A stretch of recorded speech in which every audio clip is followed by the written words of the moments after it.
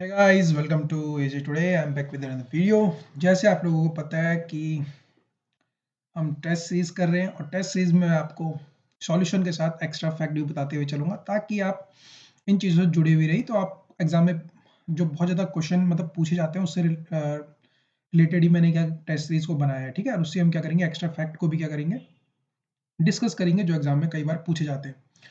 तो सबसे पहले शायद ये पेपर बहुत कम लोगों को मिल पाया होगा, तो उससे पेपर शुरू करने से पहले मैं समझा देता हूँ कि जो हमारा टेलीग्राम का चैनल था उस पर कॉपीराइट लग गया क्योंकि किसी ने शायद RS अग्रवाल की बुक मांगी होगी कभी और मैंने उसकी PDF शेयर कर दी होगी ग्रुप में।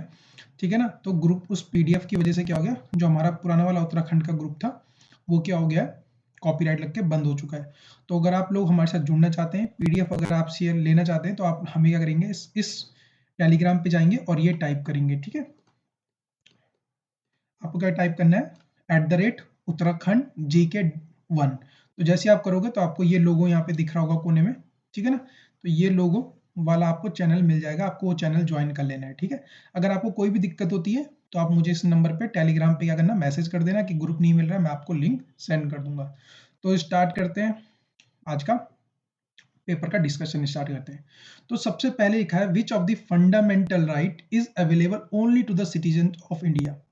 ठीक है, कौन सा सिटीजन ऑफ इंडिया के लिए फंडामेंटल राइट है, पर फॉरेनरों के लिए क्या है, जो विदेशी हैं उनके लिए नहीं है। तो मैं आपको क्या कर देता हूँ ना, जल्दी से मैं आपको बता देता हूँ क्या, एक नंबर, वो नंबर आप याद करेंगे, 15, 16, 18 का दूसरा, ठीक है, 19, 29 और 30। ठीक है, तो ये जो ये हैं, ये आपको ये नंबर याद रखना है, 15, 16, 18, 19, 29, 30। ये आर्टिकल जो हैं गाइस, ये सिर्फ इंडियंस के लिए होते हैं, ये फॉरेनर्स के लिए नहीं होते हैं। तो आप देख पा रहे होंगे 19 आर्टिकल जो फ्रीडम ऑफ स्पीच है, ठीक है, वो क्या होगा, सिर्फ इंडियंस के लिए होता है, ये फॉरेनर्स के लिए नहीं होता है कि कोई भी यहाँ आएगा कुछ भी बोलेगा, वो अलाउ नहीं है। तो आपको क्या करना पड़ेगा, तो इसका आंसर आपको ये टेलीफोन नंबर याद रखना है, 15, 16, 18, 19, 29, 30। ये सिर्फ इंडियंस के लिए होता है। बाकी जो और आर्टिकल हैं आपके, ठीक है, फंडामेंटल राइट में, जैसे 14 हो गया, 17 हो गया, है ना, 20 हो गया, 21 हो गया, 22 हो गया, 23 हो गया, 24 हो गया, 25, 26, 27, 28। ठीक है, ये सब जो है वो फॉरेनर्स के लिए भी एप्लीकेबल होते हैं, लेकिन 15, 16, 18, 19, 29, 30 ये सिर्फ और सिर्फ इंडियंस के लिए ही एप्लीकेबल होता है। ठीक है ना, तो आप लोग ये याद कर लेंगे, मैं मिटा रहा हूँ। तो यहाँ पे देख लीजिए, यहाँ पे पूछा है फॉरेनर का, तो यहाँ पे आपका है equality before law, that is fundamental. ठीक है, ये आपका 14 आर्टिकल में आ जाता है, और इसी से रूल ऑफ लॉ भी है। ठीक है, याद रखना, रूल ऑफ लॉ। ठीक है, रूल ऑफ लॉ कॉन्सेप्ट दिया था एक थ्योरिस्ट है उन्होंने, तो उसमें कभी जब आपको पॉलिटी पढ़ाऊंगा तब बताऊंगा, लेकिन आप बस इतना याद रखना, रूल जो आर्टिकल 14 है वो रूल ऑफ लॉ कहता है। ठीक है, तो राइट ऑफ ए लिबर्टी का इसमें 21A का। ठीक है, 21A, कई बार देखो अगर आप थोड़े से अच्छे पेपर दोगे ना तो उसमें पूछ लेता है 20A का प्रोटेक्शन कौन करता है, which article protect the 21A article liberty. तो आपको याद रखना है आर्टिकल 20। तो आर्टिकल क्या है, प्रोटेक्टर है किसका, 21A का, तो ये भी आप याद रख सकते हो। ठीक है, और right of the release freedom सबको अवेलेबल है, तो बचा ऑप्शन बी, इसका होना चाहिए था कि जो आर्टिकल 19 है वो सिर्फ इंडियंस के लिए अलाउ होता है, फॉरनर्स के लिए अलाउ नहीं होता है। ठीक है, नेक्स्ट क्वेश्चन की तरफ चलते हैं। नेक्स्ट क्वेश्चन बोल रहा है, under the Uttarakhand right to service act.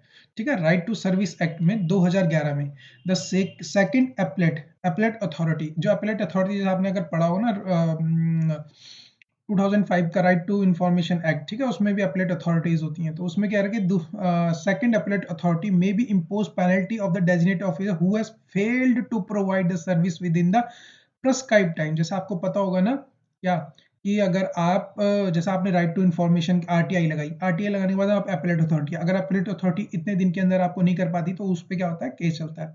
ठीक है ना, तो यहाँ पे क्या हो जाएगा, तो इन्होंने बोला कि 2011 के एक्ट का जो है उसमें अगर कोई भी सर्विस नहीं प्रोवाइड कराई जा सकती तो उसको कितने रुपए का चार्ज पड़ेगा। तो आंसर है 500 to 5000 रुपीज तक उसे चार्ज पड़ सकता है। ठीक है, option A is the correct answer. Next question की तरफ चलते हैं, the parliament of the consist of. तो आप सबको पता है कि जो हमारी पार्लियामेंट है वो आपके किससे बनती है, प्रेसिडेंट से बनती है, ठीक है, लोकसभा से बनती है और आपकी राज्यसभा से बनती है। राज्यसभा का आर्टिकल है 80 में, लोकसभा का आर्टिकल 81 में, और आपका प्रेसिडेंट का आर्टिकल 52 से स्टार्ट होता है, जिसमें हमें बताता है कि there shall be a president of India, कम से कम एक प्रेसिडेंट होना ही चाहिए इंडिया का, और एक प्रेसिडेंट होगा इंडिया का। तो इन तीनों को मिला के आपका बनता है क्या, हमारी पार्लियामेंट। और ये किस में डिफाइन है, ये किस में, कौन सा आर्टिकल में डिफाइंड है, तो 79 आर्टिकल में ये क्या है, डिफाइंड है कि आपका क्या होगा, जो आपकी पार्लियामेंट होगी, it consist of the president, Lok Sabha and the Rajya Sabha.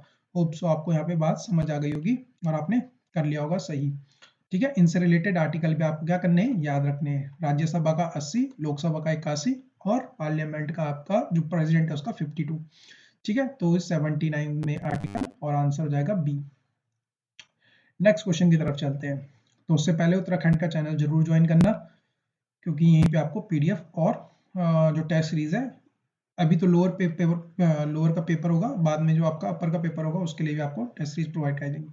तो यहाँ पे पूछ रहा है who was the chairman of the inaugural session. तो इनॉग्रल जो सेशन हुआ उसका जो चेयरमैन किसको नियुक्त किया गया, तो आपको पता है कि 9 दिसंबर 1946 को पहली आपकी कैबिनेट मिशन की क्या हुई थी, बैठक हुई थी। ठीक है ना, कॉन्स्टिट्यूशन असेंबली की पहली क्या हुई थी, बैठक हुई थी 9 दिसंबर 1946 को। फिर दूसरी हुई थी 11 दिसंबर, सॉरी, तो दूसरी थी 11 ऑफ दिसंबर 1946। ठीक है, और तीसरी आपकी हुई थी 13 दिसंबर 1946। ठीक है, तो जो पहली आपकी हुई थी इनॉग्रल, बोल रहा है कि उद्घाटन समारोह में किसको चुना गया था, तो उद्घाटन समारोह में डॉक्टर साचिनायंत को चुना गया था, क्योंकि ये सबसे ज्यादा क्या है, बुजुर्ग थे, इनको वहां पे टेम्पररी क्या कहता है, इसका चेयरमैन बना दिया गया था, जो पहली बैठक हुई थी 9 दिसंबर 1946 की। ओके गाइस, होप सो आपको यहाँ पे बातें समझ आ गई होंगी। नेक्स्ट क्वेश्चन की तरफ चलते हैं। ओके, तो फिर यहाँ पे पूछ रहा है कि who among the following can not be remove by the governor. देखो भाई, गवर्नर किसको वो नहीं कर सकता, तो मैंने आपको बताया था ना, कॉन्स्टिट्यूशनल स्टेट क्या कॉन्स्टिट्यूशनल बॉडीज। तो जो कल मैंने आपको पढ़ाया था ना 243, याद है आपको, 243 आई 243 के। ठीक है, एक तो बताया था मैंने स्टेट फाइनेंस कमीशन और स्टेट क्या इलेक्शन कमीशन। ठीक है, तो ये तो आपकी कॉन्स्टिट्यूशनल बॉडीज हो गई। तो लेकिन जो अब मैं बताता हूँ, जो एडवोकेट जनरल होता है, देखो एडवोकेट जनरल जो होता है ना, वो गवर्नर के, गवर्नर क्या करता है, इसे अपॉइंट करता है। तो ये क्या करता है, गवर्नर जिसको अपॉइंटमेंट करता है वो गवर्नर की उसमें क्या हो सकता है, बोल सकते हैं कि जब तक गवर्नर चाहेगा तब तक क्या रह सकता है, और नहीं भी रह सकता है। तो एडवोकेट जनरल को क्या कर सकता है, गवर्नर हटा सकता है, तो इसको बिल्कुल हटा सकता है, लेकिन हम लोग कैन नॉट बी। तो यहाँ पे देखो मैंने क्या बताया था, एसपी एससी। तो स्टेट क्या होता है, देखो स्टेट पब्लिक सर्विस कमीशन होता है ना, इसके जो चेयरमैन को अपॉइंटमेंट कौन करता है बताओ, चेयरमैन को अपॉइंटमेंट करता है प्रेसिडेंट। ठीक है, और इसके मेंबर को कौन अपॉइंट करता है, वो भी प्रेसिडेंट करता है। तो रिमूव कौन कर पाएगा, प्रेसिडेंट। ठीक है ना, तो इसको रिमूव गवर्नर नहीं कर सकता है। बाकी जो और है, स्टेट फाइनेंस कमीशन, ये भी गवर्नर ही क्या करता है, नियुक्त करता है। ठीक है, वाइस चांसलर जो स्टेट यूनिवर्सिटी रहेगा वो भी गवर्नर करता है, एडवोकेट जनरल को भी गवर्नर करता है। लेकिन जो आपका एसपीएससी है, जो है स्टेट पब्लिक सर्विस कमीशन है, ये कॉन्स्टिट्यूशनल बॉडीज में आ जाता है, और कॉन्स्टिट्यूशनल बॉडीज में क्या होगा, प्रेसिडेंट ही करेगा। ठीक है ना, आप स्टेट गवर्नर इसको नहीं कर सकता।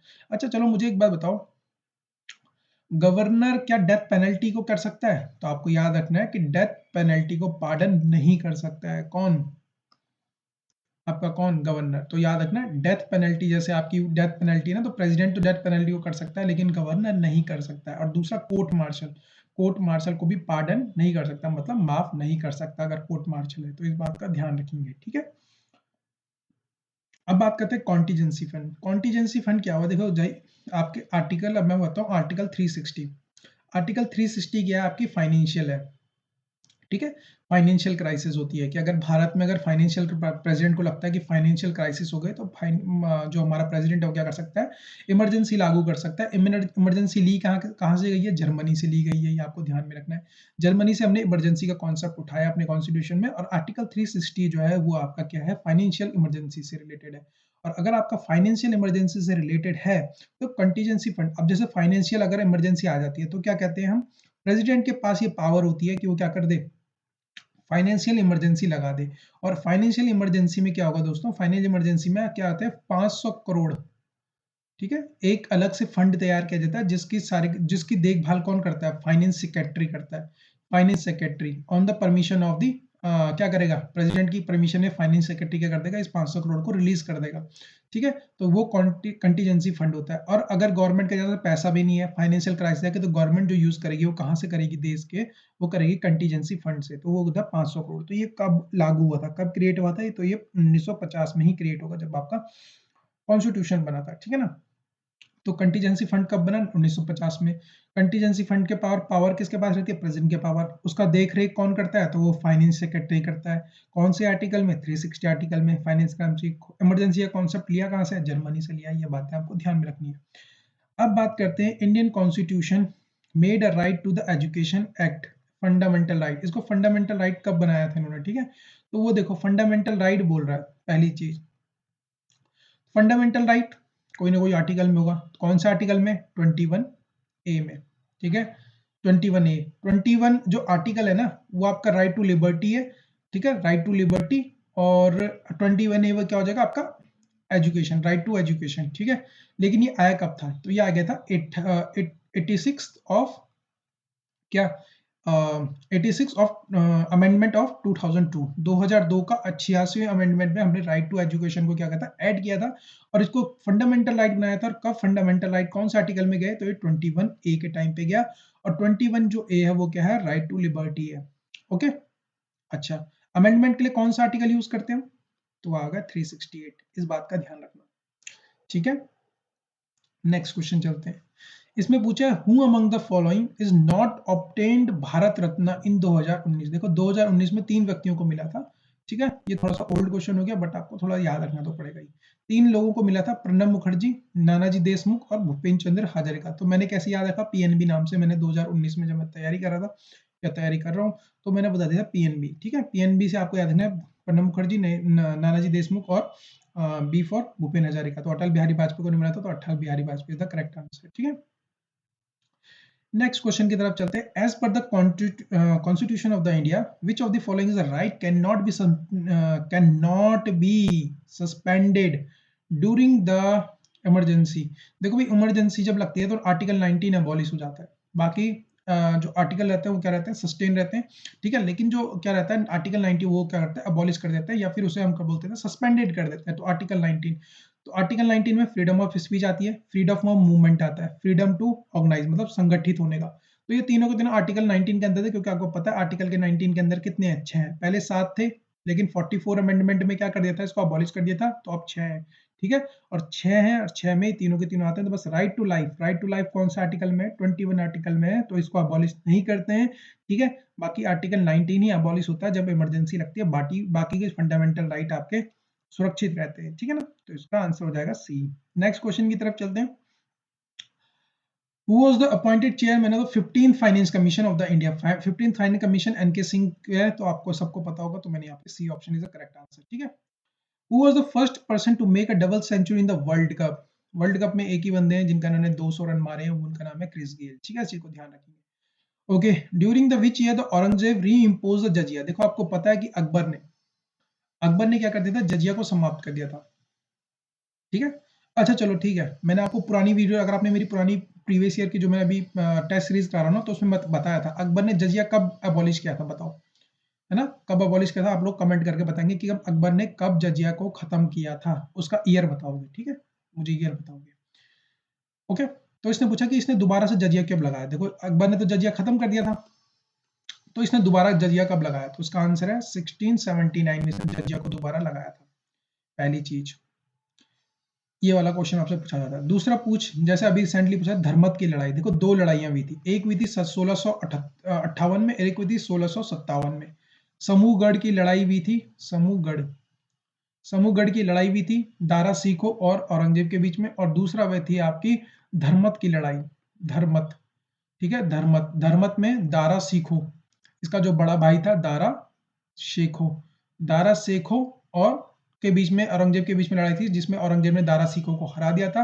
और धर्मत की लड़ाई के बाद खुद को क्या कर दिया था इसने, अपने आप को शासक घोषित कर दिया था, ठीक है। तो उसने अपने भाई को धर्मत की लड़ाई में हरा दिया था और उसको मार दिया था, ठीक है। और 2 लड़ाइयां हुई थी, एक 1657 में समूहगढ़ की लड़ाई और एक 1650 में धर्मत की लड़ाई। ये भी आपसे पूछा जाता है। तीसरा, कई बार आपसे पूछ लेता है कि जो अकबर है, अकबर ने अपने साम्राज्य को 12 उसमें बांट दिया था, ठीक है, 12 सूबों में। कब बांटा था, 1580 में, याद रखना। कई बार पूछा जाता है एग्जाम में, इसलिए मैं आपको बता रहा हूँ। और आप लोग जरूर कमेंट करेंगे कि अकबर ने कब जजिया को खत्म किया था, कौन से सन में किया था, पिछले पेपर में मैंने आपको बताया था, ठीक है ना। Okay, the head officer of the state treasure, देखो भाई बहुत सारे पोस्ट थी, बहुत सारी पोस्टें होती हैं, और आपको याद रख सकते हो तो रख लेना, है ना। तो इसमें बोला चंद्रगुप्त मौर्य के टाइम पे जो स्टेट ट्रेजर था, ठीक है, स्टेट ट्रेजर था, उसका हेड ऑफिसर कौन था, तो उसको बोलते हैं संदिता, ठीक है, संदिता उसको बोला जाता था। आप अगर और भी चाहो तो एक याद रख लेना, कई बार मैंने एक एग्जाम में पढ़ा था रुजुक, रुजुक कौन होता, जो लैंड मेजर करता था, ठीक है, लैंड मेजर, ये चीज को ध्यान रखना, ठीक है। नेक्स्ट क्वेश्चन की तरफ चलते हैं। Okay, which of the following is the earliest temple in the India, ये बैरात एट द जयपुर, जयपुर का जो बैरात का है, ये सबसे क्या था, अर्लीस्ट टेंपल था, मतलब सबसे प्राचीनतम मंदिर था, कहाँ, जयपुर का बैराट मंदिर, ठीक है, इस चीज को आप ध्यान रखेंगे। नेक्स्ट क्वेश्चन देखते हैं। Okay, from which country did the Subhash Chandra Bose give the March two Delhi, कि दिल्ली की ओर चलो, दिल्ली की ओर चलो कहाँ से बोला था इन्होंने, इन्होंने बोला था सिंगापुर से, ठीक है, इन्होंने सिंगापुर में ही आजाद हिंद फौज की वो कर दी थी। कई बार वैसे अगर मैं आपको बताऊं, मैं आपको कंफ्यूज नहीं करना चाहता हूं, लेकिन आप लोग जो आजाद हिंद फौज हम बोलते हैं ना कि सुभाष चंद्र बोस ने क्या बनाई, एक्चुअल में इन्होंने नहीं बनाई थी, किसी और ने बनाई थी, ठीक है, वो हम कभी और डिस्कस करेंगे, आजाद हिंद फौज। तो सिंगापुर में उन्होंने गठित की थी, और गठित की थी, और जिन्होंने कहा था वहां से कि चलो दिल्ली चलो भाई। फिर आप कहते हैं ग्रीन नोबेल प्राइज इन 2019 में कितने लोगों को मिला था, तो 6 लोगों को मिला था, इस चीज को आप ध्यान में रखेंगे, ठीक है। अगर ये तो 2019 का था, अगर आपसे 2021 का पूछे, ठीक है, 2021 का किसको मिला बताइए, तो अभी रिसेंटली बहुत ज्यादा न्यूज में था, इस चीज को आप कह देना, एक मारिया रशिया थी, मारिया रेसा, एक मारिया रेसी थी, और एक Dmitry Dmitry Muratov, Muratov, Dmitry Muratov, इन दोनों को मिला है, ठीक है ना, 2021 के लिए, इसको ध्यान रखना है। ओके, न्यूज में था इन्होंने तो मुझे याद है ये रशिया के थे, और इन्होंने मतलब जो उनकी जो फ्रीडम ऑफ एक्सप्रेशन है उनके सेफ गार्ड के लिए काम किया था इन्होंने, दिमित्री मुतरफ ने, ठीक है, जिसको ध्यान में रखना। तो ये मिला आपका ग्रीन नोबेल प्राइज दो लोगों को 2021 में, मारिया रेसा एंड दिमित्री मुतरफ को, ठीक है। आगे करते हैं। ओके, नेक्स्ट क्वेश्चन ये रहा। इसमें क्या है कि जहां पे से उत्पन्न होता है आपका क्या, भूकंप का उत्पत्ति स्थान, देखो सपोज ये पॉइंट है, इस पॉइंट से अगर भूकंप उत्पन्न हो रहा है, ये आपकी जमीन है, तो जब जहां पे ये उत्पन्न हो रहा है इसको हम बोलते हैं फोकस, और जहां पे ये जाता है इसे हम बोलते हैं एपिक सेंटर, ठीक है। तो इसमें बोला है कि वो कौन होगा, तो इसको होगा focus, is the correct answer. Next की तरफ चलते हैं। Which of the following district of Uttarakhand has the highest population as per the census of 2011? तो सबसे ज्यादा किसकी पॉपुलेशन है, तो आपको पता होना चाहिए हरिद्वार की, ठीक है, हरिद्वार। और सबसे लोएस्ट किसकी है, वो है आपकी रुद्रप्रयाग की, ये है लोएस्ट और ये हाईएस्ट, ठीक है, ध्यान में रखना।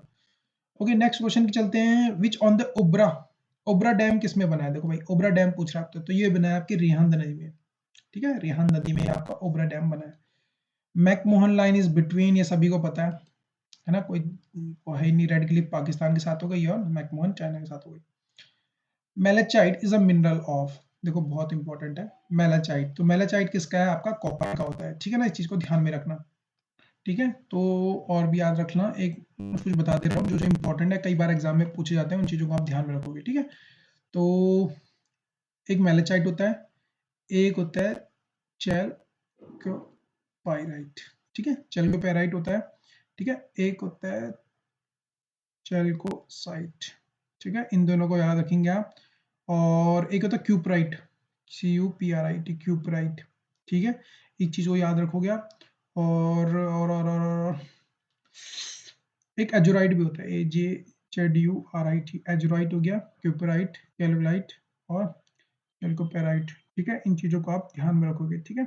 ये 4 हो गए, और एक मेलसाइट, इन 5 को आप याद रख सकते हो, इनमें से कुछ ना कुछ आपको जरूर देखने के लिए मिल जाएगा, ठीक है, चाहे रीजनिंग में हो चाहे फिर आपका GS में हो, ठीक है। नेक्स्ट क्वेश्चन देखते हैं। Okay, which of the following substance is present in the bones, bones and teeth में क्या होता है, तो इसका कैल्शियम फॉस्फेट सबसे स्ट्रॉन्ग होता है, calcium phosphate, calcium phosphate the correct answer, ठीक है। और कई बार पूछा था इनेमल जो होता है, दांत में इनेमल रहता है ना, वो किससे बना होता है, वो भी इसी से बना होता है, कैल्शियम फॉस्फेट से, ठीक है। तो कई बार क्वेश्चन को चेंज करके पूछेगा इनेमल किससे बना होता है, तो आपको पता होना चाहिए कैल्शियम फॉस्फेट से, ठीक है। Which of the following is not a polymer? Plastic देख के सभी जानते हैं कि प्लास्टिक एक नेचुरल पॉलीमर नहीं है, ठीक है। नेक्स्ट क्वेश्चन देखते हैं, फ्लोराइड। फ्लोराइड तो इसका आंसर सब जानते हैं, इसका आंसर क्या है? टीथ, ठीक है। फ्लोराइड जो होते हैं, फ्लोरीन, फ्लोरीन जो होता है वो हमारे दांतों को जरूर खराब करता है, ठीक है, ये आप ध्यान में रखना। और जो फ्लोरीन है वो क्या करता है, आपका दांत, टीथ वगैरह को क्या करता है, खराब करता है बहुत ज्यादा। Next question, the title of the book written by the Marx and Engels on the revolt of the 1857 is the. तो ये किताबें किसने, इनमें से पूछा कि किसने ये किताब लिखी है, तो इसका आंसर हो जाएगा the first war of the Indian independence, ठीक है, ये किसने लिखी, ठीक है। The first Indian war of the independence लिखी है आपकी किसने, मार्क्स एंड एंजल्स ने। अगर आप ध्यान में रखना, एक और चीज आती है, द वॉर, ठीक है, the Indian war of independence, the Indian war of independence किसने लिखी है, तो वीआरडी सावरकर ने लिखी, ठीक है। The war of the Indian war of independence, अगर हम फर्स्ट हटा दें यहाँ पे से, और जो बुक लिखी है वो किसने लिखी, फिर वीआरडी सावरकर ने लिखी है, इस चीज का ध्यान में रखेंगे, ठीक है। पहला ट्रांसजेनिक उत्पादक पौधा ये कौन सा है, तो आपका ये टोबैको है, टोबैको, ये आप ध्यान में रखेंगे, ठीक है। पहला, पोलियो डिसीज कौन सा है, पोलियो किससे होता है, तो वायरस से होता है, वायरस, ठीक है, ठीक है। तो उसका क्या हो जाएगा, वायरस। अच्छा, पोलियो वैक्सीन जो थी ना दोस्तों, वो सबसे पहले किसने बनाई थी, ठीक है। जो पोलियो वैक्सीन, अगर आपसे मैं बात करूँ ना, वैक्सीन किसने बनाई थी भाई, पोलियो वैक्सीन सबसे पहले किसने बनाई, तो पोलियो वैक्सीन बनाई थी जॉन्स ई साल्क ने, ठीक है, याद रखना आप। जॉन सी साल्क ने सबसे पहले पोलियो की क्या बनाई थी, वैक्सीनेशन बनाई थी, इस चीज को ध्यान रखना, पूछा जाता है कई बार, okay. Formation of the hole in the ozone layer is maximum over which places, that is Antarctica, ये तो बहुत कॉमन है, ठीक है। आपको पता है ओजोन लेयर का कल पढ़ा था हमने, डॉप्सन से नापते हैं, ठीक है, डॉप्सन से उसकी मोटाई नापते हैं, और जो छेद सबसे ज्यादा छेद जो हो रहा है वो कहाँ पे, अंटार्कटिका में हो रहा है, ठीक है। नेक्स्ट क्वेश्चन देखते हैं, which of the following is responsible for damage the Taj Mahal. Taj Mahal का जो मार्बल है ना, वो पीला पड़ता जा रहा है, क्यों पड़ता जा रहा है पीला, क्योंकि एसिड रेन हो रही है। एसिड रेन क्यों हो रही है, एसिड रेन का जो मेन कारण होते हैं उसमें से एक कारण होता है सल्फर डाइऑक्साइड, ठीक है, एसिड रेन के लिए रिस्पॉन्सिबल होती है, और एसिड रेन में ये पाई जाती है सल्फर डाइऑक्साइड, जिससे क्या हो रहा है, ये पीला पड़ता जा रहा है, ठीक है। नेक्स्ट क्वेश्चन देखते हैं, which of the following layer is nearest to earth, सब जानते हैं ट्रोपोस्फियर होती है, ट्रोपोस्फियर सबसे ज्यादा नियरेस्ट होती है। सारी की सारी आपको पता है स्ट्रेटोस्फियर क्या है, स्ट्रेटोस्फियर में एक तो प्लेन, सारे के सारे प्लेन कहाँ उड़ते हैं, वो स्ट्रेटोस्फियर में उड़ते हैं।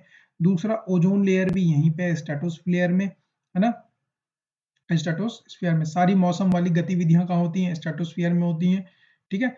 एक्सोस्फियर, एक्सोस्फियर में क्या होता है, चार्ज पार्टिकल्स रहते हैं, ठीक है, चार्ज पार्टिकल, और इन्हीं चार्ज पार्टिकल की वजह से ऑरोरा होता है आपका, ठीक है, आपने सुना होगा ऑरोरा ऑस्ट्रेल्स, ऑरोरा बोरेविल्स, ठीक है। इन चीजों को आपको ध्यान में रखना है, ऑरोरा ऑस्ट्रेल आपके साउदर्न हेमिस्फीयर में, ऑरोरा बोरेविल्स आपके नॉर्दर्न हेमिस्फीयर में होता है, इन्हीं चार्ज पार्टिकल के कारण होता है, ठीक है।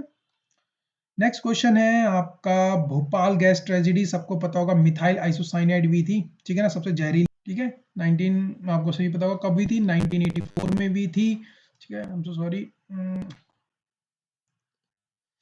1984 में हुई थी, 1984 में, ठीक है, और 1984 में थी, कंपनी का नाम क्या था, तो यूनियन कार्बाइड, ठीक है, यूनियन कार्बाइड, ये एक अमेरिकन कंपनी थी, और जो क्या कहते थे उन्होंने, मिथाइल आइसोसाइनाइड मतलब रिलीज हो गई थी वहां पे 1984 में, जिससे बहुत लोग क्या हुए थे, डेथ हुई थी, ठीक है। Name of the component diet which is assimilated as, तो इसका आंसर है विटामिन, ठीक है, विटामिन होगा, ठीक है। नेक्स्ट क्वेश्चन है, pH of the normal rain is, थोड़ा सा एसिडिक होती है हमेशा, आपको पता है, जो क्या बोलते हैं, जो न्यूट्रल होता है वो 7 होता है, ठीक है। ब्लड हमारा लगभग 7.2 से 7.4 होता है, ठीक है, ब्लड का, और आपका एसिड रेन का कितना हो गया, 5.6, ठीक है, इस चीज का आप ध्यान में रखेंगे, ओके। इसमें पूछा कि 14th फाइनेंस कमीशन में उत्तराखंड का यूनियन टैक्स कितना रिसीव्ड होता है, तो इसका आंसर था 1.05, ठीक है, इस चीज को ध्यान में रख लेंगे। According to the census of 2011, which of the following state have the higher sex ratio than the Uttarakhand, तो इसका आंसर है उड़ीसा, ठीक है, उड़ीसा का सेक्स रेशियो क्या है, ज्यादा है। Next question, which of the following authorities is authorized by the constitution to impose the reasonable restriction on the fundamental right, ऐसे कौन सी चीज है जो हमारे फंडामेंटल राइट पे क्या कर सकती है, रीजनेबल रिस्ट्रिक्शन लगा सकती है, कौन है भाई, पार्लियामेंट। कैसे, पार्लियामेंट क्या करती है, इमरजेंसी पुट करती है, ठीक है, तो पार्लियामेंट क्या करेगी, इमरजेंसी पुट करेगी, और पार्लियामेंट इमरजेंसी पुट करेगी तो क्या करना पड़ेगा, हमारे क्या होंगे, फंडामेंटल राइट क्या हो जाएंगे, रिस्ट्रिक्ट हो जाएंगे। फंडामेंटल राइट है तो ये सिर्फ कौन कर सकती है, पार्लियामेंट कर सकती है, पार्लियामेंट के पास पावर है। ठीक है, बात करते हैं नेक्स्ट, बात करते हैं कि कोई कौन सी अनएम्प्लॉयमेंट अनएम्प्लॉयमेंट इंडिया में कौन करता है, तो वो एनएसएसओ करता है। ठीक है, आप चीज ध्यान में रखेंगे। ठीक है, एनएसओ, अगर आपसे पूछा जाएगा एनएसओ का कब बना था हमारा एनएसओ, ठीक है, तो यही पूछा था कब बना था, तो ये आपको ध्यान में रखना है, ये क्या करता है आपका 1950। ये सारी की सारी इनएम्प्लॉयमेंट अनएम्प्लॉयमेंट इनकम वगैरह सब यही देखता है। ठीक है, हमारा एनएसओ देखता है, इनकम वगैरह भी यही डिसाइड करता है कि कितनी इनकम वगैरह जारी होगी, इस चीज को ध्यान में रखना। और एनएसओ का हेडक्वार्टर कहाँ है भाई, कई बार अगर आपसे हेडक्वार्टर पूछे तो दिल्ली में याद रखना, दिल्ली में इसका क्या होता है, हेडक्वार्टर है इसका। ओके, नेक्स्ट क्वेश्चन चलते हैं। The only civilian the participant, आपको पता है 2013 में जो केदारनाथ की आपकी क्या आई थी, बाढ़ आई थी, उसमें सिर्फ एक सिविलियन को दिया गया था कि वो क्या करेगा, पार्टिसिपेट करेगा, वो रास्ता वगैरह बताएगा इंडियन एयरफोर्स का, जहाँ पे से ये लोगों को निकालेंगे। इनका नाम क्या था, उनका नाम योगेंद्र राणा था। ठीक है, अच्छा क्वेश्चन है, पूछा जा सकता है। ओके, कवि वीरेंद्र डंगवाल का जन्म कहाँ हुआ था, इनका जन्म कीर्तनगर में हुआ था, जनपद टिहरी गढ़वाल में, इस चीज को आपको ध्यान में रखना है। ठीक है, the capital of Katyuri ruler, आपको सबको पता है कि इनकी कार्तिकपुरा इनकी क्या थी, राजधानी थी। ये बहुत ज्यादा कॉमन क्वेश्चन है। ठीक है, आप लोगों ने थोड़ी सी भी तैयारी की होगी तो ये one of the most common question है और बहुत ही इजी क्वेश्चन है। ठीक है, the last king of the Manvinder Shah था। ठीक है, टिहरी का 1949। ओके, 1949 में क्या कर दिया था इनको, क्या बना था 1949 में, उन्होंने क्या कर दिया, मतलब भारत के उसमें शामिल हो गए थे। ठीक है, अपनी रियासत छोड़ दी थी, विलय हो गया था टिहरी रियासत का हम इंडिया में। ठीक है, ओके, और आपसे अगर ये पूछा जाए कि 1939 में क्या बना था, तो वो क्या बना, तो क्या बना था देहरादून में, देहरा सॉरी देहरादून में क्या बनी थी आपकी, टिहरी की प्रजामंडल बनाई थी। ठीक है, टिहरी की प्रजामंडल, प्रजामंडल बनी थी टिहरी की, तो ये भी आप ध्यान में रखेंगे। ठीक है, ओके, और सुदर्शन शाह को कब मिले थी, 1815 में। ठीक है, 1815 में क्या बने थे, पहले टिहरी रियासत के बने थे, किंग बने थे सुदर्शन शाह, ध्यान में रखना। नेक्स्ट क्वेश्चन देखना, the fault line occurring to the south of this Shivalik range, जो शिवालिक रेंज है ना उसके साउथ में, मतलब नीचे ये वाली में, तो जो लाइन बनती है उसे क्या बोलते हैं, उसको हिमालयन फ्रंट फॉल्ट बोलते हैं। ठीक है, एमबीटी किसमें बोलती है, जो लोग कमेंट करो, आपको एमबीटी मैंने बताई थी, जो मैंने प्रीवियस ईयर पेपर सॉल्यूशन डाले हैं ना, उस प्रीवियस ईयर में मैंने एमबीटी के बारे में बताया था कि कौन दो को क्या करती है, अलग करती है, तो आपको कमेंट करके बताना है। ठीक है, नेक्स्ट क्वेश्चन की तरफ चलते हैं। What is the main source of the energy in Uttarakhand, in Uttarakhand में एनर्जी का मेन सोर्स क्या है, सबको पता होगा हाइड्रो पावर, हमारे पास केवल नदियां ही नदियां हैं जिससे हम हाइड्रो पावर को कर सकते हैं। नेक्स्ट क्वेश्चन थे, वंदे मातरम योजना किससे रिलेटेड थी, तो वंदे मातरम योजना प्रेग्नेंट वुमन से रिलेटेड थी। ठीक है, नेक्स्ट क्वेश्चन देखते हैं, लैंडस्लाइड ट्रेजेडी ऑफ मालपा, ये देखो ये बहुत ज्यादा इंपॉर्टेंट और बहुत बार क्वेश्चन में प्रीवियस ईयर के क्वेश्चन में पूछा गया है ये। ठीक है, तो इसका आंसर क्या हो जाएगा, अगस्त 1998 में मालपा पिथौरागढ़ में हुई थी। ठीक है, okay, how many union territories are the present in India, that is 8, अभी हमारे पास 8 है। इसमें से पूछा है कि किस लैंग्वेज को यूज करके हम एक वेब पेज बनाया जा सकता है, तो इसका आंसर क्या हो जाएगा, HTML। HTML के थ्रू क्या कर सकते हैं हम, हमारा क्या बना सकते हैं, वेब पेज डिजाइन कर सकते हैं। ठीक है, भारत का स्पेस प्रोग्राम कब हुआ था, तो 1962 में हमारा क्या था, स्पेस प्रोग्राम क्या हुआ था, लॉन्च हुआ था। ठीक है, और father of the Indian space programme कौन होंगे बताओ, तो फादर जो होंगे वो कौन होंगे, विक्रम साराभाई। विक्रम साराभाई हमारे father of the Indian space programme के वो थे, हेड थे। ठीक है, आपको ध्यान में रखना है। नेक्स्ट क्वेश्चन चलते हैं, which of the following communication relies on the radio signal और infrared signal for transmitting data, देखो भाई रेडियो सिग्नल अगर इंफ्रारेड आना है तो वो हमेशा वायरलेस होते हैं। ठीक है, वायरलेस जाते हैं। ठीक है, और फाइबर ऑप्टिक्स, अगर आपसे पूछा जाएगा फाइबर ऑप्टिक्स किस उसमें काम करता है, किस साइंस के फेनोमेना में काम करना है, तो आपको याद रखना है TIR, that is total internal reflection में फाइबर ऑप्टिक्स का काम करते हैं, इस वजह से बहुत ज्यादा तेज चलते हैं। ठीक है, इस चीज को पूछा जाता है तो आपको ध्यान रखना है, टोटल इंटरनल रिफ्लेक्शंस। डायमंड चमकता क्यों है, डायमंड इसी की वजह से चमकता है, किसकी वजह से, TIR की वजह से। तो TIR क्या है, total internal reflection, fibre optics भी उसी में काम करता है, TIR में। तो TIR टोटल इंटरनल रिफ्लेक्शन आपको याद रखना है, और इंफ्रारेड रेडियो सिग्नल्स क्या है, ये वायरलेस होते हैं। नेक्स्ट पूछा कि इंडिया की जो ह्यूमन है, ठीक है, सबसे पहले ह्यूमन किस में अपीयर हुए थे, तो उसका नाम है ये वाला हो जाएगा। ठीक है, सिंजोइक, सिंजोइक एरा में क्या आए थे, ये लोग आए थे। ठीक है, which of the following is not a green house gas? Green house gas में वाटर वेपर, कार्बन डाइऑक्साइड और मीथेन होती है, लेकिन ऑक्सीजन नहीं होगी, तो इसका आंसर हो जाएगा डी। सभी लोगों ने सही किया होगा I think. Okay, ICC world cup 2019 किसने जीता? तो इंग्लैंड ने जीता, ठीक है। और 2023 का वर्ल्ड कप कहाँ होने वाला है बताओ? तो ये हो जाएगा इंडिया में, ठीक है। इंडिया में 2023 का आपका वर्ल्ड कप होने वाला है। नेक्स्ट क्वेश्चन देखते हैं, which of the following district is under the systematic most active and the sensitive zone? ये कहाँ पे था? इन उत्तराखंड। कहाँ पे है ये सबसे ज्यादा सेंसिटिव जोन? का है ना, बागेश्वर और चमोली, ठीक है, क्योंकि इन पे क्या है, हाइट में। नेक्स्ट क्वेश्चन चलते हैं, मोराबी डैम, ठीक है। Morbi dam burst incidence of the Gujarat, ये कब हुआ? तो ये 1979 में हुआ था, ठीक है ना। डायरेक्टली हिट क्वेश्चन है, थोड़ा पता होना चाहिए था। थोड़ा डेप्थ वाला क्वेश्चन है, मुझे लगता नहीं सबको पता होगा कि कब हुआ था, तो मगर आप लोग ध्यान में रखना, अगर आपसे पूछे जाए कभी, तो 1979 में हुआ था। विच of the following term does the error in a computer program? देखो, कंप्यूटर प्रोग्राम में एरर देने के लिए क्या होता है? देखो, बग होता है। बग क्या होता है कि कोई अगर आपने कोई लूप होल छोड़ दिया तो वो प्रोग्राम ढंग से रन नहीं करेगा, तो एरर दिखाने के लिए बग, ठीक है। Which of the following is water soluble vitamin? तो विटामिन बी, देखो याद रखना, vitamin B and vitamin C, ठीक है, बी सी होते हैं वाटर सॉल्युबल, और ए डी ई ये होते हैं फैट सॉल्युबल, ठीक है, ये होते हैं फैट सॉल्युबल। और विटामिन के हमेशा खून का थक्का जमाने के लिए चाहिए होता है। अगर आपके पास विटामिन के नहीं होगा तो क्या होगा, कभी आपका जैसे खून निकल रहा है बॉडी से, तो वो कभी सूखेगा नहीं, ठीक है ना, वो निकलता ही रहेगा, बंद ही नहीं होगा आपका निकलना, अगर विटामिन के नहीं होगा। और विटामिन के बनाता कौन है? तो लीवर बनाता है। इस चीज का आप ध्यान रखेंगे, ठीक है ना। अच्छा, पुराने पेपर में मैंने एक और बताया था, विटामिन सी का नाम क्या है? तो विटामिन सी का नाम आप कमेंट करेंगे कि विटामिन का केमिकल नेम क्या है विटामिन सी का, ठीक है।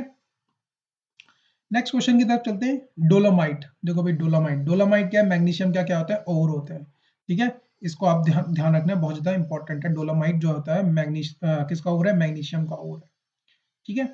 World population day is always in 11 जनवरी, ठीक है, 11 जनवरी को हमेशा वर्ल्ड पॉपुलेशन डे। अच्छा, भारत में सबसे पहले पॉपुलेशन कब हुई थी? अगर मैं बोलूं पॉपुलेशन काउंट कब हुई थी, तो आपको याद रखना है 1872 में हुई थी सबसे पहली बार, लॉर्ड मायो के टाइम पे, लॉर्ड मायो, ठीक है। लॉर्ड मायो के टाइम पे ये हुई थी, लेकिन ये सिर्फ एक बार हुई थी, ठीक है। लेकिन अगर हम बात करें कि कंटिन्यूअस कब से हो रही है, तो 1881 में लॉर्ड रिपन, ठीक है, लॉर्ड रिपन ने क्या किया था, आपका पॉपुलेशन काउंटिंग चलाई थी, ठीक है। और तब से ये कंटिन्यूअस चली भी आ रही है इंडिया में, ठीक है। और एक अगर आपसे पूछा जाए कि ऐसा कोई गवर्नर जनरल जो इंडिया में ही मरा हो, जिसकी हत्या की गई, तो लॉर्ड मायो था, ठीक है। इस चीज को ध्यान में रखना है, लॉर्ड मायो, इसको अंडमान निकोबार में गया था, रिवांस को मार दिया था, ठीक है ना। कई बार पूछा जाएगा तो आप ध्यान में रखेंगे। Okay, rays without the charge, ये हो जाता है एक्स रेज, ठीक है। एक्स रेज में कोई भी चार्ज नहीं प्रेजेंट होता है। The substance which is hardest in the nature, that is diamond. Diamond में क्या होता है, इसकी पूरी की पूरी C4 रहती है, जो कि बहुत ज्यादा स्ट्रेस स्ट्रॉन्ग कर देता है, ठीक है। मतलब कार्बन की जो टेट्रावैलेंट वो रहती है, ठीक है ना, तो चार वो रहती है, पूरी फिल रहती है, जिस वजह से डायमंड जो कहता है बहुत ज्यादा स्ट्रॉन्ग रहता है। Who was the son of the Prince Daniyal, ठीक है। दनियाल किसका बेटा था? तो वो था अकबर का, ठीक है, अकबर का बेटा था प्रिंस दनियाल। ऑटोग्राफ फिरोज शाही तुगलक, फिरोज शाही तुगलक ने देखो बहुत ज्यादा ऐसे बहुत सारे काम किए हैं, लेकिन हम ज्यादा डिस्कस करेंगे तो वीडियो बहुत लंबी हो जाएगी, क्योंकि अभी हम मैथ के क्वेश्चन भी करने हैं। तो जैसे इसने लिखी, जो किताब खुद लिखी थी, वो लिखी थी फुजत ए फिरोज शाही, ठीक है। और इसी ने क्या किया था, जो भारत के रिलीजियस टेक्स्ट है ना, उसको पर्शियन में कन्वर्ट कराने वाला भी बंदा यही था, ठीक है। और इसने बहुत सारे क्या कहते हैं डिपार्टमेंट भी खोले थे, ठीक है। ओके, नेक्स्ट क्वेश्चन चलते हैं, which of the language of the newspaper Kesari publish? देखो भाई, केसरी किसने दिया था? बाल गंगाधर तिलक ने चलाया था केसरी, और ये किस भाषा में था? मराठी भाषा में था, ठीक है। Name the Indian parliament representative in the UN. देखो ये क्वेश्चन थोड़ा सा पुराना है, यहाँ पे वैसे सैयद अकबरुद्दीन माना था, लेकिन यहाँ पे चारों के चारों चेंज हो चुके हैं, ठीक है। आपको ध्यान में रखना है, अब भारत का जो परमानेंट रिप्रेजेंटेटिव है यूएनए में, वो टीएस त्रिमूर्ति है, ठीक है, टीएस त्रिमूर्ति। और ये कब बने थे? ये अप्रैल 2020 से है, ठीक है, अप्रैल 2020 में ये बन गए थे टीएस त्रिमूर्ति। इन चीजों का ध्यान में रखना है।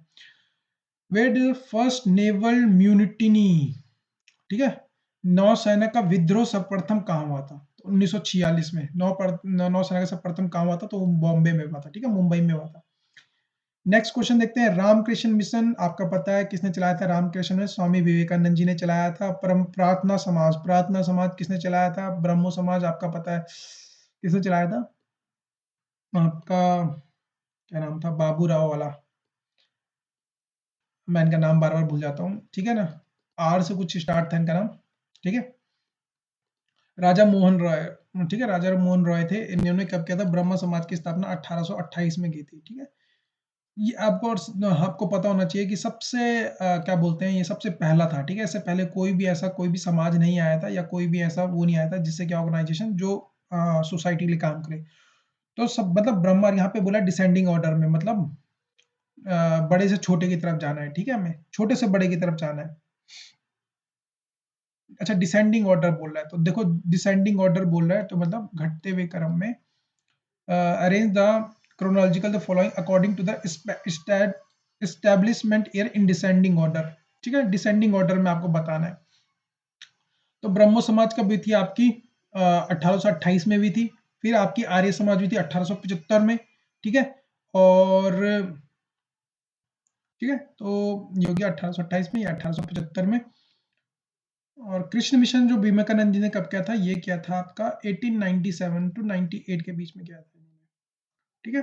और प्रार्थना समाज, प्रार्थना समाज कब हो जाएगा फिर? 1800, ठीक है ना, तो कल आपको बताया था आत्मारंग पांडुरंग ने किया था, कब किया था? 1867 में, ठीक है। कहा कि केशव चंद्र सेन की प्रेरणा लेके कल भी जो कल वाला पेपर गया था उसमें बताया था 1867 हो गया, 1875 हो गया, 18 आपका 1828 हो गया, तो कर लो इसको। तो सबसे पहला आएगा 2, ठीक है, फिर आएगा 3, तो option D is the correct answer, ठीक है।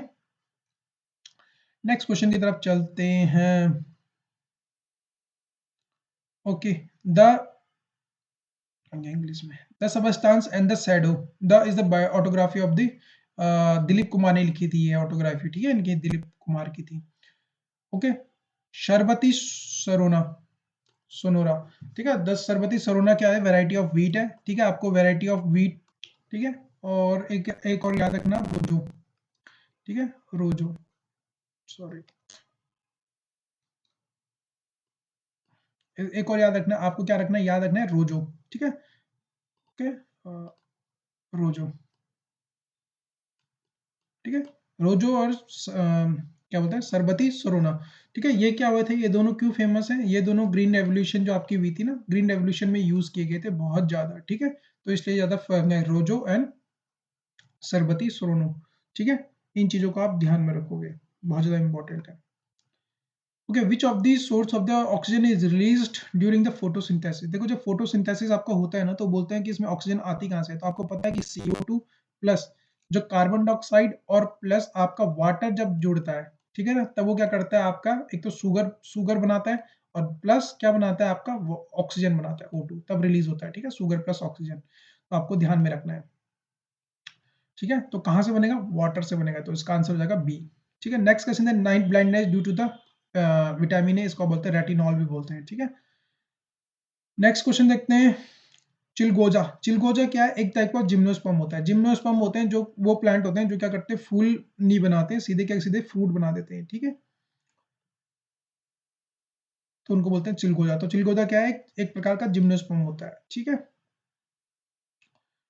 Okay, which of the following bacteria क्या करते हैं, बैक्टीरिया कैन जो मिल्क से चेंज करते हैं उसको बोलते हैं लैक्टोबैलिसिस, ठीक है, लैक्टोबैलिसिस टाइप बहुत अलग अलग टाइप के क्या होते हैं, देखो नाइट्रोबैक्टर और एजोबैक्टर क्या होते हैं, फ्री ऑफ टाइप ऑफ क्या होते हैं, ये बैक्टीरिया होते हैं जो क्या करते हैं, आपके नाइट्रोजन को किस में कन्वर्ट करते हैं, अमोनिया में कन्वर्ट करते हैं, ठीक है, इस चीज को ध्यान में रखना, एजोबैक्टर और नाइट्रोबैक्टर, ठीक है। और और क्या हो गया, लैक्टोबैलिसिस क्या हो गया आपका, जो मिल्क मतलब जो क्या करता है, मिल्क को दूध को फाड़ देता है और कर्ड बना देता है, ठीक है, तो लैक्टोबैलिसिस, बाइकर नाइट्रोबैक्टर, एजोबैक्टर आपके फ्री क्या होते हैं, फ्री बैक्टीरिया होते हैं जो नाइट्रोजन को अमोनिया में कन्वर्ट करने में हेल्प करते हैं एटमॉस्फेयर में, ठीक है। फिर आता है national research centre for the world cold water fisheries कहाँ सिचुएटेड है, तो ये भीमताल नैनीताल में सिचुएटेड है, आप सबको पता होना चाहिए वाला, ठीक है, कॉमन क्वेश्चन है क्योंकि उत्तराखंड से रिलेटेड है। National good and service tax कब इफेक्ट में आया था, तो ये आपको सबको पता है 2017 में, ठीक है, 2017 में कौन से कॉन्स्टिट्यूशनल अमेंडमेंट 101, ठीक है। Who is the author of the thought on the Pakistan, ये बहुत ज्यादा फेमस बुक है बी आर अम्बेडकर साहब सर की, ठीक है ना, तो आपको ध्यान रखना है। तो thoughts on the Pakistan road by the B R Ambedkar ने लिखी थी किताब, ठीक है। इसमें से कौन सा सही नहीं है? देखो, चीला गंगा में ही है ऋषिकेश में, मनेरी भलाई भगीरथी में ही है, विष्णुप्रयाग अलकनंदा रिवर में, लेकिन टनकपुर में जो रामगंगा में नहीं है, ठीक है। नेक्स्ट क्वेश्चन चलते हैं। Okay, which of the following national park situated in Dehradun, Haridwar and Garhwal? देखो भाई, राजा जी नेशनल पार्क ही है, ठीक है। पौड़ी में पौड़ी, हरिद्वार और देहरादून में, वो किसमें, एक तो कोटद्वार में आ जाता है, ठीक है, राजा जी नेशनल पार्क हरिद्वार में आ जाता है और देहरादून में आ जाता है, ठीक है। तो ये नेशनल पार्क जो तीन उसमें वो कौन है? आपका राजा जी नेशनल पार्क है, ठीक है। थोड़ा टाइम कम है तो मैं कम फैक्ट बताऊंगा, ठीक है ना, क्योंकि 1 घंटा ऑलरेडी हो चुका है, हम अभी आधे में नहीं पहुंचे। पहले जो चीफ आर्मी चीफ कौन थे? वो बिपिन चंद्र जोशी जी थे, ठीक है। और कहीं बार आपको बी सी जोशी भी लिखा मिलेगा और कहीं पे आपको वी सी जोशी मिलेगा, तो आपको ध्यान रखना है, बस जोशी था कोई जो आपके पहले आर्मी चीफ थे, ठीक है, उत्तराखंड से। Who was the founder of the Shanti Kunj? तो शांति कुंज की स्थापना किसने की थी? स्वामी राम तीर्था ने की थी, ठीक है। स्वामी राम तीर्था ने किसकी थी? शांति कुंज की स्थापना की थी, ठीक है। स्वामी विवेकानंद जी ने की, राम क्या कहती है आपकी, किसकी वो की थी आपकी परमहंस मिशन की, ठीक है, रामकृष्ण परमहंस मिशन की स्थापना की थी स्वामी विवेकानंद जी ने, ठीक है। नेक्स्ट क्वेश्चन है, वी चंद्र गढ़वाली जो सेल्फ एम्प्लॉयमेंट प्रोग्राम है उससे किससे रिलेटेड था? टूरिज्म से रिलेटेड था, ठीक है। इसमें लोगों को बहुत ज्यादा क्या करते थे, गवर्नमेंट स्कीम थी जिससे लोगों को गाड़ी वगैरह के लिए पैसा वगैरह मिलता था, ठीक है, टूरिज्म से रिलेटेड था basically. In which of the चार धाम? तो देखो, चार धाम कहाँ है आपके? दो तो आपके उत्तरकाशी में हो गए, एक आपका रुद्रप्रयाग में हो गया, एक आपका चमोली में हो गया, तो option C is the correct answer. As per the 2011 census, the district with the lowest literacy, सबसे कम लिटरेसी रेट कहाँ था भाई? तो सबसे ज्यादा कम लिटरेसी रेट है वो आपका किसमें? उधम सिंह नगर में। और जो सबसे ज्यादा लिटरेसी रेट था, ठीक है, जो सबसे ज्यादा लिटरेसी रेट है वो कहाँ है? ठीक है ना, तो सबसे कम या सबसे ज्यादा कहाँ होगी? देहरादून में होगी, ठीक है। देहरादून के बाद अगर मैं पूछूं कहाँ है, तो आपको रखना नैनीताल, दूसरा सबसे ज्यादा जहाँ पे आपकी साक्षरता है, ठीक है। देहरादून के बाद आता है नैनीताल, देहरादून, नैनीताल और चमोली, ये तीन आपके टॉप है जहाँ पे एजुकेशन सबसे ज्यादा है। और सबसे कम कहाँ है? उधम सिंह नगर, हरिद्वार और उत्तरकाशी, ठीक है। ये आपके गया उधम सिंह नगर, हरिद्वार, उत्तरकाशी कहाँ पे? जहाँ पे लिटरेसी रेट इस कम है सबसे ज्यादा, ठीक है। Okay, which the ratio between the grant and the loan assistance given to Uttarakhand by the central government? क्या लोन व असिस्टेंट दिया गया है? तो 90/10 का रेशियो है कि 90 अगर आपका क्या सेंट्रल देगी तो 10 आपका स्टेट गवर्नमेंट देगी, ठीक है। नेक्स्ट क्वेश्चन, उत्तराखंड का एरिया कितना है? सबको पता है कि लगभग 53,000 किलोमीटर के आसपास का है, तो ये चीज ध्यान में रखेंगे, ठीक है। देखो, अभी रिसेंटली जो वीडियो का पेपर हुआ था ना, उसमें भी यही क्वेश्चन पूछा था, oldest canal in the Uttarakhand. देखो, और ये मैं जो लेके आया हूँ ना, ये प्रीवियस ईयर के पेपर का ही क्वेश्चन काटे हुए हैं, ठीक है मैंने। तो ये क्या हो जाएगा आपका? अपर गंगा कैनाल का ही है, ठीक है। सबसे पुरानी जो कैनाल है वो कौन सी? आपकी अपर गंगा कैनाल, ठीक है।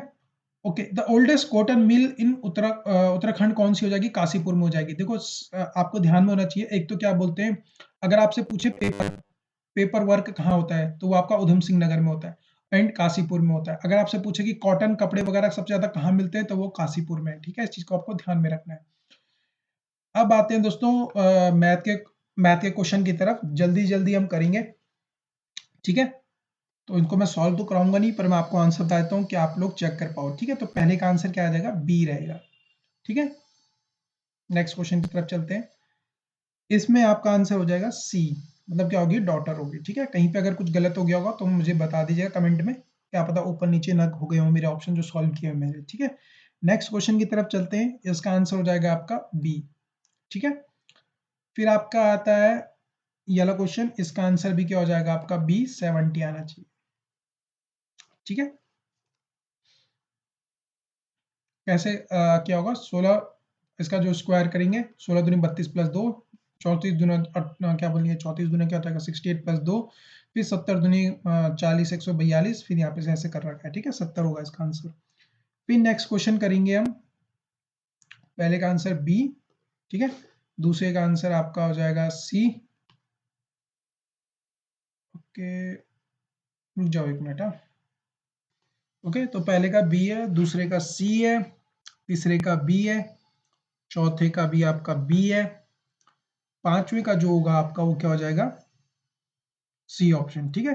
ए सत्य है परंतु उसका जो वो है वो क्या सही नहीं है, ठीक है, तो ये हो जाएगा सी।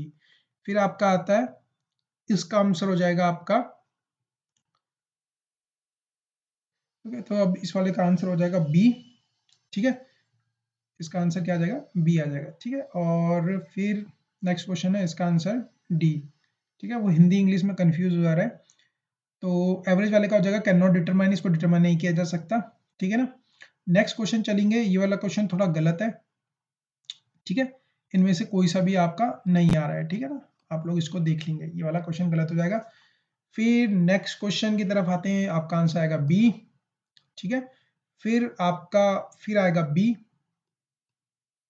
ठीक है गाइस, ओके, और फिर यहाँ पे क्या आएगा, सी।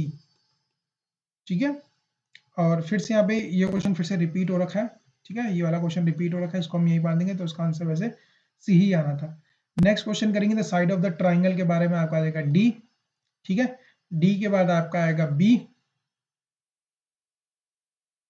बी, फिर आएगा आपका सी, इसका आंसर आएगा सी। फिर आएगा आपका ए। तो ये कई बार ये क्वेश्चन लड़के ना गलत कर देते हैं। तो ये देखो, यहाँ पे जब पूछता है ना कि आपसे कितनी लाइनें चाहिए होंगी इसको एक दूसरे जोड़ने के लिए, तो मैं बताता हूँ, ये डायगोनल का पूछ रहा होता है। ठीक है ना, ये डायगोनल का पूछ रहा है आपसे।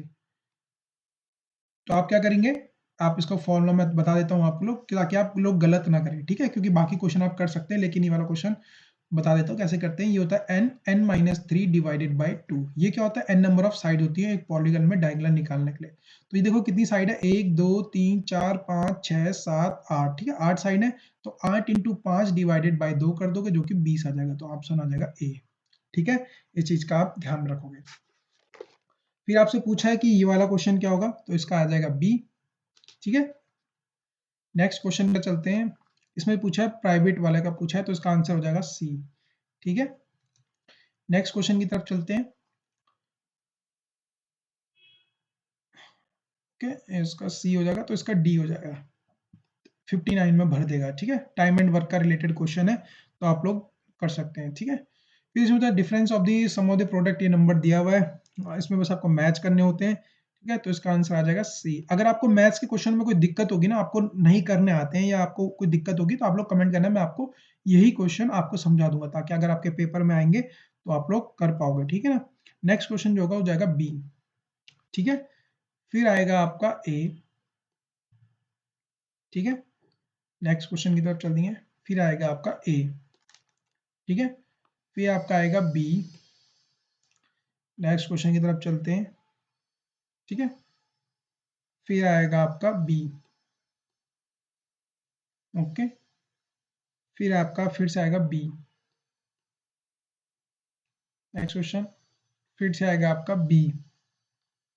ठीक है, फिर आएगा आपका डी, सॉरी डी आना चाहिए। ठीक है, फिर आपका आएगा डी, फिर आएगा बी।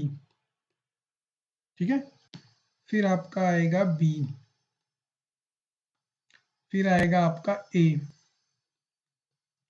ठीक है, इसमें देखो, इसमें ये भी समझा देता हूँ, क्योंकि ये अभी रिसेंटली एफआरओ के पेपर में भी आया था। अगर ऐसा क्वेश्चन आपको मिलता है देखने के लिए, if the area of circle is given, the figure below is 9 पाई, मतलब सर्कल का एरिया 9 पाई है, तो पूछा कि आपसे एरिया ऑफ स्क्वायर क्या होगा। तो देखो, ये वाली जो लाइन होगी ना, ये वाली, इसका जो डायमीटर होगा वो क्या होगा, स्क्वायर के बराबर होगा। तो आपको जानते हो यहाँ पे पाई आर स्क्वायर होता है किसका, सर्कल का एरिया, आप बोलोगे 9 पाई। ठीक है, यहाँ से आप इसको काटोगे, यहाँ से आर की वैल्यू आ जाएगी 3, तो ये हो जाएगा 3, और ये हो जाएगा 3, ये हो जाएगा 6, और ये स्क्वायर का पूछा एरिया, तो 6 का स्क्वायर का हो जाएगा 36। ठीक है, इस तरह से करते हैं क्वेश्चन। फिर आपसे पूछा है ये क्या होगा, इसका ए हो गया। ठीक है ना, तो इसका हो जाएगा आपका बी। ठीक है, टाइम एंड वर्क के डायरेक्टली क्वेश्चन है। फिर आएगा आपका बी, आपका ए के बाद आ गया आपका बी, फिर आएगा आपका सी। ठीक है, फिर आपका आएगा, इसका भी सी आएगा, फिर आएगा ऑप्शन डी, 69 आएगा। ठीक है, फिर आएगा आपका ऑप्शन, इसका भी डी आएगा। अब देखो, मैं बताता हूँ ये क्वेश्चन कैसे करते हैं। ठीक है, ये अभी एफआरओ में भी आया था, कई बार आप लोग एंगल उंगल गलती ना कर दो। देखो, हर 60 मिनट में 55 मिनट की लीड मिलती है। ठीक है, मतलब क्या हो जाएगा, हर 55 मिनट पे ना 60 मिनट का वो होता है, तो 30 मिनट में निकाल दो आप, तो ये हो जाएगा 30 50/2। ठीक है, इतना मतलब 55/2।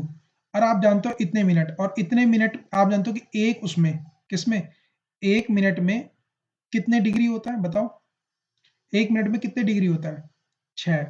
तो 6 कर दो, यहाँ पास आएगा 3।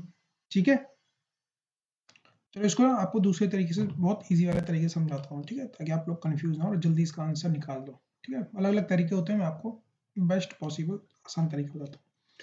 तो देखो इसमें क्या है, आपसे पूछा साढ़े तीन, साढ़े तीन को हम कैसे लिख सकते हैं? 3 प्लस आधा।